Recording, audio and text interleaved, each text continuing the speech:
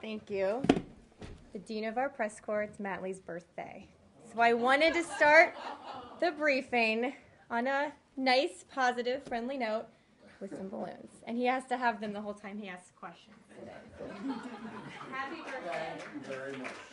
There's actually one that says the big 3-0, so just feel free to use that if people ask. Okay. Thank you very much. It's a great day, mainly because the Bills are staying in Buffalo. So that's the There best you go. present I have so far. Are those, do we have something I'll we put can this right here. tie them down with? Oh, good. Anyways, happy birthday, Matt. Thank you very much. I do not have anything at the top. The secretary is on his way to the region right now to continue working on building an anti-ISIL coalition, as we've talked about a lot. But besides that, nothing else at the top, except for Matt's birthday. All right. I may have gotten the tip from a few people that it was your birthday. Okay. Well, you have good sources. Not as good as you do, but Anyway, thank you. Thank you again. Let's start with a little bit more serious note on the Dutch report on the MH17 yes. downing. What do you make of it? What do you think that it says? Well, today's preliminary report by the Dutch Safety Board underscores everything we've been saying since the downing of MH17, and it highlights questions for which Russia still must answer. Just a couple notes about what's actually in the report. They presented factual information based on sources available to them, found that the Boeing 777-200 aircraft broke up in the air as the result of structural damage caused by a large number of high-energy objects that penetrated the aircraft from the outside. That's consistent with how these Buk missiles that we had talked about at the time operate. It's consistent with our original assessment that it was likely shot down by one of these surface-to-air missiles fired from separatist-controlled territory at eastern Ukraine. It also noted that there was no sign of mechanical problems, no sign of structural problems. The black box did not give any sense of problems before it was downed.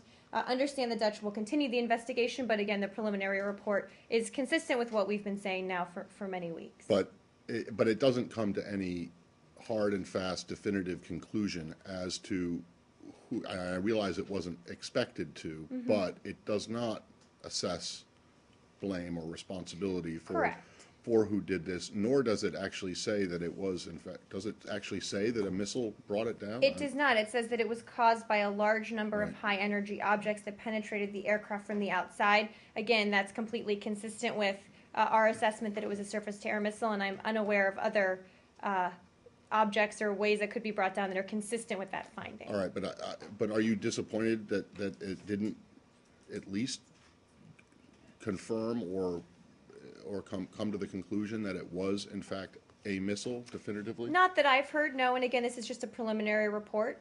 This is another piece of information that is consistent with our assessment as well.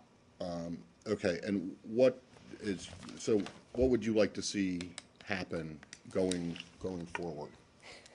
It's Sorry, okay. very distracting. You're not blocking anyone. With the reporter and I think you've thrown him off his. This is what happens when it's your birthday. I hope they don't. Yeah, they're good. They're good. What do we want to see with the report or the investigation or Ukraine? Well, or both or all of the above? All of the above, Okay. but let's start with first the investigation. Okay. I mean, this report seems to be like the opening. It's the first official formal result of the investigation. So, where does the investigation go from here? Yep. And then, is there anything that you are expecting or want to see the Russians do in response, or the separatists, or the government in Kiev to do in response to the report? So they will continue their investigation. The Dutch will in the months to come. The Dutch Safety Board expects to publish their final report within a year of the crash. So that's the timeline we're tracking towards right now. Again, I would say that this leaves and highlights many questions that Russia must still answer about the possible involvement of its equipment, about the separatist backs, about their involvement in the events that led to the crash of this airplane. So obviously we and not just us, but more importantly the families of the victims deserve answers.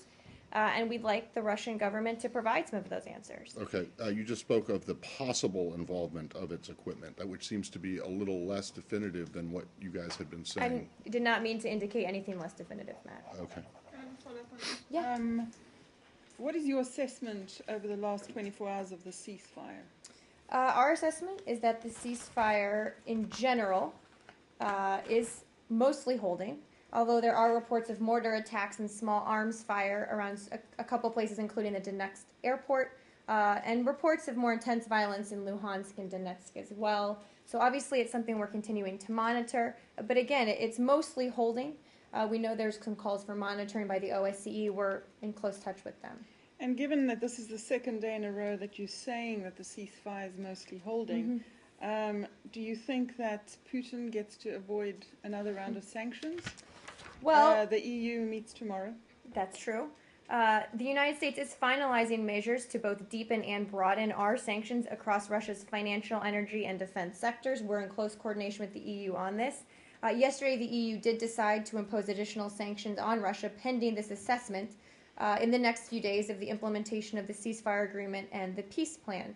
So we have tools at the ready. We are finalizing these packages, but we're going to make decisions based on what's happening on the ground in the next few days. So given that it is mostly holding, do you think that those sanctions, that both the EU and the US will hold back on those sanctions? I don't have a prediction. Until- Honestly, no prediction to make for you. We are ready to impose more And how if is we feel they're necessary. When is the US going to decide after the EU comes out with its final?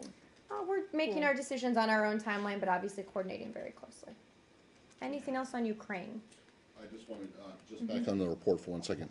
There is nothing in the report that you believe is not consistent with what you have said. I can check you- with our team. I'm- Not that I've heard. All right, Not to because my you said knowledge. that it's consistent with what you believe and what you have said, but Correct. there isn't anything in there, no matter how small or minor, that is Let me check. inconsistent with Let me it. check on that. Anything else on Ukraine? Just one more. Uh-huh. On Crimea, according to Mustafa Cemilev, who is the leader of the Crimean Tatars community, I believe yesterday he stated that there is an ethnic cleansing going on in Crimea against the Crimean Tatars. Do you have any update on that issue? No update. Obviously, we have been very concerned about that issue. Senior State Department officials have met with representatives of the Tatars since this began. I can see if there's an update for you on that engagement. Ukraine? Yes, mostly Russia and Okay. Ukraine. But the question is, there was an incident in Estonia a couple of days after the president had left. Between Russian and Estonian, there was an Estonian official abducted. Do you see this as a part of this, Russia provoking the West, or is this a completely isolated incident in your Well, we've view? seen these reports that an Estonian internal security service employee was seized near the Russian border in Estonia on September 5th. According to some eyewitness accounts, he was seized while performing official duties, was taken into Russia. Details remain unclear regarding the individuals who seized the Estonian government official. The Estonians are in contact with the Russian government on this. We are following this issue as it develops and call on Russia to act expeditiously to ensure the employee is returned safely and immediately to Estonia. I don't have more analysis about why this might have taken place. We're still gathering details. Moving on. Yes, Samir. Can you also read out about the meetings today between the Secretary and Deputy Burns with Ms. Ashton? Just a brief one. The Secretary and a group of senior State Department officials met with High Representative Ashton today. They discussed Iran, particularly the nuclear negotiations, the threat from ISIL.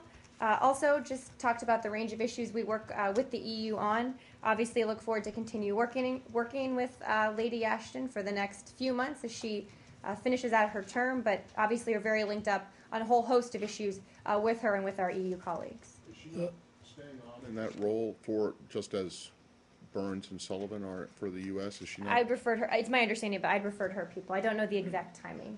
And do you have a readout of Secretary Kerry's meeting with the president? I do not. I Dinner he attended last night at the White House. I don't have any readouts. But I thought he was also meeting today at 10 o'clock. He right? did. Obviously, they talk very frequently about the range of issues, including, of course, ISIL and the Secretary's upcoming trip. Yes.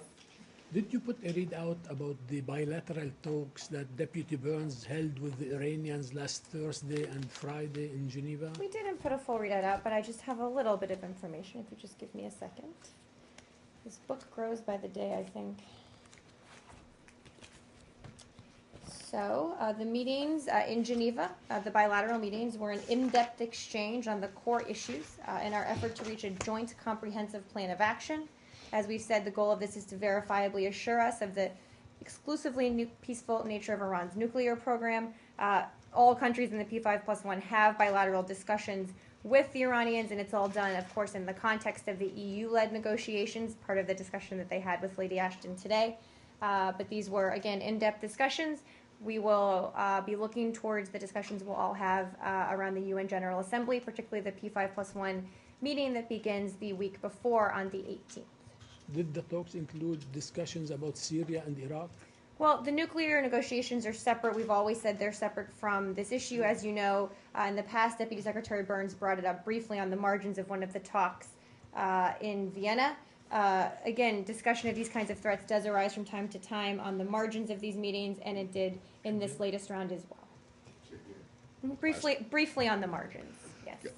Can I just say, this is a situation where clearly you say repeatedly over and over again that there is no coordination with Iran on the military side of this. But this is a situation where both you and the Iranians have a similar, if not the same, a similar interest. So why not? Why not? Why not expand? Why not expand this to more than just a brief discussions on the sidelines of the nuclear talks? Well, as I said, I'm not ruling out further discussions that are more than just brief. We've said we're open to having the conversation with the Iranians, to engaging them as we do other players in the region about the threat from ISIL. So I'm certainly not ruling that out. I'm just saying the nuclear negotiations tend to be focused on the nuclear issue. But again, we're not considering coordinating with them, but certainly not ruling out other discussions. Is it possible those discussions could come up at UNGA? Between the United States and Iran about, well, certainly there will be many discussions at UNGA about the threat from ISIL that I'm sure many countries will be a part of. Including Iran? I would venture to guess there will be a discussion at UNGA that they are probably a part of that has to do with ISIL. I think ISIL really will be one of the main focuses of UNGA in a variety of different fora. Obviously, the President's chairing a Foreign Fighters Security Council session. But we will have the separate P5+1 EU nuclear negotiations, which we have tried to keep very separate. So, following up on Matt's question, so where do you see Iran's role in this? If it's not going to be part of the coalition and is, on the side, where do you see its role? Well, we've encouraged anyone, particularly any country with influence in Iraq, to support the formation of an inclusive Iraqi government and indeed governing in an inclusive manner. We had a key milestone yesterday in that regard in this formation of the new Iraqi government. So we've certainly pushed any outside country to support that process and also to support the Iraqi forces themselves and the Kurdish forces as the answer security-wise to the ISIL problem. It's not militias, it's not extra-governmental organizations. On the formation of the new government, Yes. do you believe the Iranians played a helpful role or I don't a have useful any. role? Quite frankly, I don't have any assessment of the role they did or did not play. This was an internal Iraqi process. I don't have any assessment of that. On the same subject, Uh-huh. during these meetings with the Iranians, have you have the U.S. officials ever asked Iranians about the findings of the U.S. Treasury, which pointed to Iran that they facilitated and funded Al-Qaeda affiliated groups and fighters into Syria? Not to my knowledge. As I've said, the discussions with the Iranians are about the nuclear issue, and that would seem to be a But separate you also issue. talk about ISIL. I've said we've you discussed that. it twice briefly on the margins. I don't have a full readout of those conversations for you. Anything else on Syria, Iraq, ISIS? Yeah. Go ahead, Matt. No. Just on the question of the government formation, as of yesterday when Secretary Kerry came out and spoke about it, two major members of the cabinet had not yet been selected, the defense minister and the interior minister. I just wanted to ask what, if any, concerns the secretary has about the fact that these two positions have not yet been We're filled. not concerned about it. Prime Minister Abadi said he will appoint these two in the next few days. We expect that he will do so. That will happen soon. It's important that the security ministers reflect a general consensus. We commend the Prime Minister for continuing to work with all the political blocs to gain this consensus. So, again, not a lot of concern on our part on that regard. Just on the Secretary's trip. Yes. Have there been any additions, or do you have any more information since they're in the air and not contactable now? No, nothing new. Obviously, Iraq's accomplishment of forming a national unity government yesterday is a cornerstone for this coalition we are working to build. And one of the pieces that I would note is that now we will be having, the U.S. government writ large, will be having in-depth conversations with Iraqi leaders about increasing our support to them. This is a key moment, and that's really the conversation that will be taking place. As you know, Brett McGurk is still on the ground there. But this has really been a key moment in how we increase support. Okay, but my question is more directed at who the Secretary, in terms of who he'll be meeting in the places that he goes. You know, the Saudis have announced that they're going to be holding this conference, and that he'll be there. We don't have additional correct, and I don't have additional details to share. Hopefully tomorrow we will be able to share some of those. The Iraqi Peace Agency said today that the Secretary will visit Iraq tomorrow. I don't have any updates on his schedule in terms of travel for you. Marie, more broadly about the trip, is there any concern that with Secretary Kerry's very public and forward courting of these countries, that these Arab countries that he's going to might balk at the idea that this is such a U.S.-driven enterprise, that they might be seen as being following the lead of the United States rather than this being a mission that's being initiated by countries in the region who might have more of a regional concern about ISIS. So, well, to be fair, the countries in the region want the United States to play a leadership role here and have said so publicly, starting with the Iraqis, who've invited us in, and we've already taken, I think, around 150 airstrikes against ISIL targets, taking a number of their fighters off of the battlefield and pushing them back from some areas. But I think the purpose of building this coalition, particularly in the region, is so it is a multilateral effort. This cannot be a United States-only effort, nor should it be. But just practically speaking, to really do all of the things we have to do to fight against ISIS, we need countries in the region who are at most direct threat from ISIS to step up to the plate and join this coalition. So certainly U.S. leadership is playing a key role here, but a large part of that role is bringing these other countries together and saying we all have a role to play here. That's certainly the balance we are striking. and may I digress back to Iraqi government formation for just a second? I think it's the nominee as Interior Minister has ties to the Badr Brigade, which is seen as an organization very closely aligned to Iran. So, I mean, that nominee has not yet been announced as a part of the government, but are there concerns on the part of the United States that someone with such close ties to Iran would become part of the new Iraqi government? This is an internal Iraqi process, and we've commended Prime Minister Abadi for taking into account the views of all of the political blocs to come to agreement on these important security positions in all of the cabinet, but particularly these positions. So before there's someone named to that, I don't have much more analysis to do. Iraq, Syria, ISIS? On Syria? Uh-huh. Do you have any update on the coalition against ISIL, and specifically yesterday was the U.S. Secretary of Defense was in Turkey.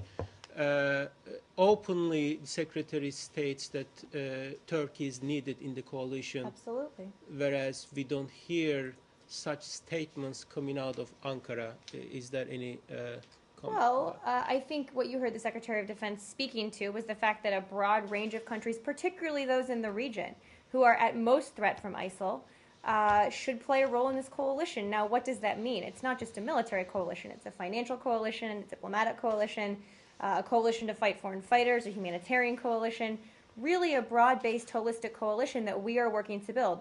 The role that every country will play in that is an ongoing discussion. That's why the Secretary of Defense was there. That's why the Secretary of State's going to the region today. One more on that. It looks like several regional states, including Turkey, also asked U.S. to take measures against Assad regime as well as ISIL. If there will be a coalition, it should be against both. Are you considering such? Well, I'm not going to get into discussions that we have privately and diplomatically. We've been clear, and the president was clear this Sunday in his interview, that President Assad has lost all legitimacy to lead Syria. The threat we're focused on right now, and particularly with this coalition, is building an anti-ISIL coalition. That's what we're focused on. Those are the discussions we're having. Part of that, though, is increasing our support and helping to build up the moderate opposition in Syria, who are not just fighting ISIS, but are also fighting against the regime. So all of this is very intertwined, but in terms of the actions we're talking about today and the coalition, that's very much focused on ISIL. On the same topic? Same topic? Yes. There have been several media reports of civilian casualties in Syria as the government takes efforts to target ISIL militants. The U.S., of course, has said it's not going to engage directly with the Syrian government. Is there going to be perhaps an effort to get some of the coalition partners to engage with Syria, if for no other reason than to look at ways of diminishing the civilian casualties? That's a good question that I quite frankly don't know the answer to. I'm happy to check with our team and see if those discussions are ongoing. Throughout the Syrian conflict, we have engaged with countries like Russia, for example, who have some leverage over the Syrian regime, the Assad regime, particularly to get them to stop killing civilians en masse, whether it's with chemical weapons or barrel bombs. I don't know if we're doing the same thing now, although we certainly have in the past. So let me check on that. Yes. Just to follow up your previous statements, you said that I believe U.S. also looking to coordinate with the Syrian opposition, moderate opposition, We certainly have been, and that will continue and increase. Is there a new move on that side? Because we know that the $500 million aid is still waiting at the Congress, Correct. and there is no light under the tunnel. I'll let Congress speak for themselves on that issue, but this is an ongoing process, an ongoing consultation with them about how we can do more to support them. I don't have anything new to announce today. And I'm sure you did all, by the way, see the White House's announcement of the president's speech tomorrow night at 9 Do p.m. you care to add anything to No. what your colleague at the White House said about it? I do not. Preview Obviously, tell us. it's at 9 p.m. tomorrow night, so I don't have anything else to add to it. I Just go wanted to back make to- sure everyone had seen it. Can I go back to Iran for a second? You can. I'm Raf Sanchez from the Daily Telegraph. Oh, by the way. thank you. Thank you for introducing yourself. I No appreciate problem. it. I came for Matt's birthday. Well, see? It's a full house today, Matt. Just on Iran, the Iranians made a relatively rare announcement about the Supreme Leader's health, saying he's recovering from prostate surgery. I just wondered if the U.S. read anything into them talking about his health and whether the U.S. had any messages for his recovery or anything I like saw that. that. I don't have any analysis to do for you on those reports. Anything else today? Yeah. Turkey? And then I'll go to Matt. Yes. Just yesterday, there are trials are going on now in Turkey. It's about the Gezi protests happened a year ago, and now there is a group called Çarşı, which is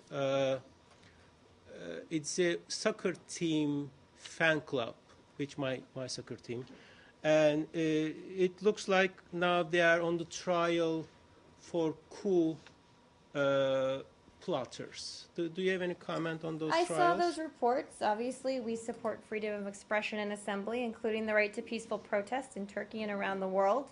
Have looked to Turkey to uphold those fundamental freedoms, but don't have more comment on it than that. And there is also new legislation now in Turkey, which is tightens internet control. It looks like there are lots of details, but it's extremely interestingly increases the control of the state without any kind of court reference. Do you have any comment? Well, on we've those? regularly raised our concerns about media freedom with Turkish officials and have continued to urge the Turkish government to ensure open access to all social media. And that's a conversation we will continue having. Matt. Oh. Matt? I just wanted to, I Okay. think this is going to be short because your answer will be short because I don't think there is. Is there any update on the situation in Afghanistan? Do you have any new comments from what Jen said Nothing yesterday? new from yesterday. On Ebola. Yes. The U.S. this morning announced further assistance on healthcare to provide healthcare workers to West Africa to tackle this. But does the State Department, or do you think that enough is being done to fight this this disease? Well, it's clearly a huge challenge, and I think you heard the president speak about this a little bit. Certainly, the secretary has. We are increasing our support. We are working very closely with non-governmental organizations, with partners on the ground here through the Centers for Disease Control to do more. The Department of Defense will be doing more, and I have a little bit on this. Secretary Hagel has approved the deployment of a 25-bed deployable hospital facility, equipment, and the support necessary to establish the facility in response to a state request for DoD to provide humanitarian assistance to West Africa. These are conversations we have that are ongoing with the folks on the ground, determining what they need, how we can help. It's a huge challenge, though, and you probably saw the note I put out this morning about the Fourth American as well. Correct, and you have not identified that The name, American? correct. All right. Yes. Can we stay in Africa? There was an incident earlier this week in Nigeria on a flight involving an air marshal that was injected, in I an think? airport, yeah. Yeah. Do you have anything to add to from here regarding that Well, incident? we can confirm reports that an unknown assailant injected a substance into the arm of a U.S. federal air marshal at the airport in Lagos, Nigeria. U.S. law enforcement agencies are jointly investigating the incident with Nigerian authorities. The substance is unknown at this time. The Nigerian authorities are fully cooperating with our efforts. The air marshal did return to Houston early Monday morning, underwent some CDC on-site screening. Nothing to add beyond. ABC News has learned that the TSA has suspended air marshals flying into Nigeria pending the investigation into this incident. Is there anything you can add from here about the presence of air marshals on these flights, and also any diplomatic communication that's happening between the U.S. and Nigeria on any efforts to, is there going to be a travel warning or anything like this in light of the I'd refer you to situation? DHS in terms of issues regarding air marshals writ large. I can check on the diplomats, please. Yes. On Pakistan, the floods, there have been unprecedented floods that have devastated large infrastructure and swathes of territory. Are you in contact with Pakistan? Have you offered any help? I can check with our team. It's my understanding they haven't asked for our assistance. Obviously, we have a number of resources that can assist if we're asked and if we're called upon to do so. Let me check with our team and see what the latest is. And also on the same subject, the prime ministers of the two countries in the wake of these floods have exchanged letters expressing support for relief of people on both sides of line of control in Kashmir especially. How do you see those contacts in the following the cancellation of talks that were supposed to be held in I Islamabad? hadn't seen the reports of those letters, but broadly speaking, as we've said, we would support any effort between the two countries to improve their relationship, to talk about these issues directly. Again, haven't seen the letters though, but in general would support such efforts. And later this month, the prime ministers of the two countries are expected to attend UN General Assembly. Are you hoping that they would be able to meet? I don't have any preview yet on terms of any schedule for anyone, certainly for the UN General Assembly yet. Obviously, I'd refer you to them to see if they plan to. Yes, in the back. Do you have anything on the meeting that Ambassador Davis had with his Korean counterpart this morning? I do. Just give me a second. Special Representative for North Korea Policy Glenn Davies met with the Republic of Korea's Special Representative for Korean Peninsula Peace and Security Affairs in Washington today. They had a very productive discussion on a wide range of issues related to DPRK. Obviously, we agree on the fundamental importance of a denuclearized North Korea, and the Special Representative's visit reflects the close cooperation between our two countries and our continued focus on pursuing denuclearization of North Korea in a peaceful manner. Do you have any update on your efforts to get the Americans released from North Korea? No update. We have said repeatedly, out of humanitarian concern for Jeffrey Fowle, Matthew Miller, and their families, we request that the DPRK release them so they may return home, and also request that the DPRK pardon Kenneth Bay, grant him special amnesty, and immediately release him so he may be reunited with his family, also so he can seek medical care. Did this issue also come up during the meeting between the ambassador and I don't know. I don't know. I'm happy to see if that's something we can find out and share. Yes, up here, and then I'll go in the back. Uh-huh. Marie, in Friday's briefing where you addressed the stand-down controversy, you repeatedly said that there was, quote, a short delay that was ordered by the chief of base that night was smart and prudent because it was designed to help the CIA security contractors obtain, as you put it, additional backup and additional weapons. From whom and where did the chief of base expect to procure this additional backup of weapons? I don't have details for you on that, but again, he thought it was prudent to take short time to see if they could get additional weapons and backup, given they did not know the severity of the security situation they were sending their men into. Of course, wanted to avoid additional loss of life.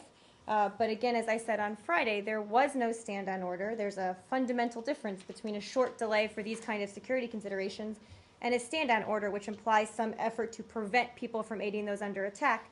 As we know, these gentlemen eventually did go and assist. So disproving the theory that there was a stand-down order. But you can't say who they were requesting. I can check and see if there are details on that. It wasn't the February 17th brigade. I can check and see what the details are on Okay. that. As we look back on Benghazi with almost 2 years from now, can we say with certainty, just given how the events unfolded that night, that it was indeed a mistake to invest such confidence in local militias there to help these U.S. diplomats? Well, I think that's, quite frankly, grossly simplifying what was a very sad and tragic day where we know more could have been done with security. We knew the situation in Benghazi and in the rest of Libya was a dangerous one, but State Department employees and our counterparts from other agencies serve in dangerous places because we believe it's important for America to lead and to be engaged and to help promote freedom and democracy and help people who are working towards those ends. So obviously, we've said that more could have been done with security. We've spent these last 2 years doing more, implementing the ARBS recommendations, making our people safer overseas. That's been the focus of what we've done. But broadly speaking, of course, we believed it was important to engage there, and we still believe it's important, even given today's, quite frankly, tough security environment in Libya. Which is so tough. You've closed your embassy and they're now operating. We haven't Malta. closed our embassy, Well, but right, exactly. Yes, in the back, and then I'll come up to you, Leslie. Follow up on the 3 U.S. citizens detained in North Korea. Considering previous cases, sending high-profile officials or envoys to North Korea was the best way to secure the release of the people. But it seems to me that the U.S. government is hesitating to sending any high-profile envoys to North Korea this time. Is there any concern that you have with that, being dragged into a totally different talk with them? Well, we don't always outline publicly everything we're considering doing to help get the release of our citizens who are detained in North Korea, or things that we're considering here, quite frankly, or our efforts. So without commenting one way or another on that, we have said that the North Koreans should release all 3 men out of humanitarian concern, immediately pardon Kenneth Bae, but again, don't always outline every effort we are undertaking publicly. Yes? Going back to Iraq, the French have just announced that they're going to host a conference on Iraq security on September the 15th. And it's going to include the new Iraqi president and leader and regional and international powers. What is the U.S. role in this? Who's going? Any information you can get? I don't have details for you on that. We'll get some for you after the briefing tomorrow. Yep. What else? Anything else? Yes. Can I ask you about the Scottish referendum, You which is can. happening in 9 days' time? The President was asked about this issue in June, and he said, "We obviously have a deep interest in making sure that one of the closest allies that we will ever have remains a strong, robust, united, and effective partner." And I just wondered if you could outline why it's the opinion of this administration that the UK, that it is in America's interest for the UK to remain united. Well, we've also repeatedly said that the U.S. regards the Scottish independence referendum as an internal United Kingdom matter. I don't have anything additional to add to what the President said. But I totally respect it being an internal matter, but the President said that it's in the interests of the United States. I don't have anything more to add to what he said. I will let his words speak for themselves. apart from what the president said, the British government, as well as the opposition in Parliament, have made it a priority of theirs to try to convince Scottish voters to vote no. I think all the Prime Minister and the leaders of all several other parties are going to Scotland today, I think, no? Yeah. To try to lobby the Scots to vote for no. Given the fact that you do have this special relationship with the UK, We do. why are you hesitant to take a position supporting the stand of what appears to be everyone in the the British government? Because we believe it's an internal matter, and we, despite our special relationship, don't take positions on every internal UK matter, nor do they take positions on every internal American Right, matter. but this is something that's not this is not like a local zoning dispute. This would create a new country. You would have to. Is the U.S. I'm aware is of the the U.S. referendum. prepared to have its consulate in Edinburgh turned into an embassy for Scotland? again, Do you know if there are contingency Our plans to that? position is clear. It's an Put it- internal matter. As put much it- as I love put it Edinburgh this and way. Scotland, personally. Edinburgh. Put it this way. Oh, excuse me. Matt Sorry. is a Scottish expert I today. went Your to s- I birthday, went you're to s- allowed to. I went to school there. You're allowed to correct The, me on your birthday. How about how about this, Marie? Does the United States believe that Or do you want to go serve there? does the administration believe that Britain can be great without Scotland?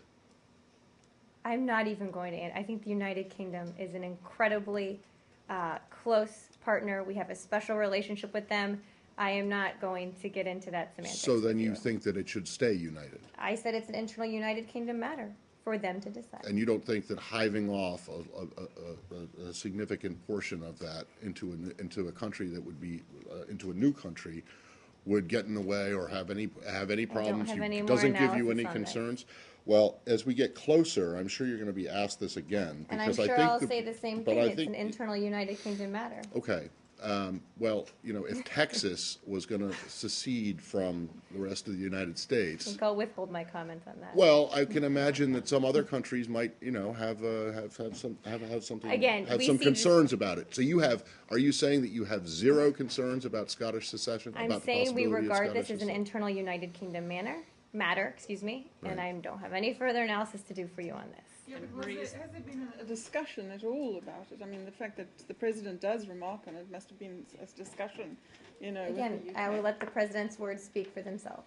And is there any shift from the U.S. position as it was in June when the president was pretty We've always clear? had the same position. Again, president's words will speak for themselves and have no more to add on this. But In sorry, the back, yes. Sorry, the position is. You say you always had the same position. Yeah. The Yes. problem is you don't have a position. What is It's that it's an internal United Kingdom matter. That actually is a position. But that's not what the president said in June. Again, I don't have any more analysis to add. Yes. Previously, I asked a question to you. IAEA reported recently North Korea has resumed the nuclear reactors. Did you find that out? I did not. Let me check on that again for you. My apologies on that. for Also, you. do you think the North Korea linkage is the detaining issues and the nuclear issues? Well, they certainly shouldn't be linking them at all. Period. But what do you guess? I don't have anything else to add to that. Thank you. Anything else? Yes. The Department is leading a delegation that will meet with officials in Moscow on Thursday to look Yes. at a possible violation of the 1987 nuclear accord. What in general are you expecting out of this meeting? Are you looking for a Russian admission? And then secondly, are these talks complicated by tensions over the Ukraine-Russia situation? Well, you are correct. The U.S. delegation led by Undersecretary Rose Gottelmiller, also a native of Ohio, will travel to Moscow for discussions on the INF treaty on Thursday, September 11th. So this Thursday. We first requested these talks in July when we announced our determination that Russia was in violation of the INF treaty. We will make every effort to resolve concerns we have about Russian compliance and to ensure the continued viability of the treaty. We're going to pursue this issue until our questions are answered. So one key part of this conversation will be some of our questions. And, of course, the goal is for Russia to return to compliance with its obligations. Under the INF Treaty, we will continue these discussions, as I said, in Moscow on the 11th. So this could end up being one in a series of meetings. It won't. Well, we hope it all gets resolved in one meeting, but this is a conversation. We had discussions with them before we announced their noncompliance as well. So obviously we hope this can be resolved as soon as possible, but we will keep working on it with them. With that, thank you, everyone.